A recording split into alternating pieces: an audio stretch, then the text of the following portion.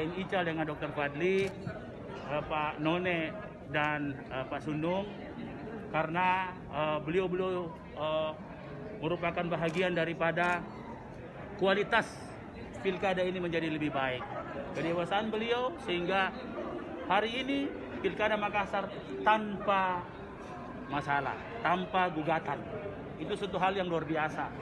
Karena orang semua tahu bahwa kalau di Makassar pertarungan boleh keras, tapi akhirnya kita sama-sama mencintai kota Makassar. Ini sudah ditetapkan pertama nanti pasca dilantik apa prioritas utama? Jadi ini untuk menjawab kesulitan masyarakat.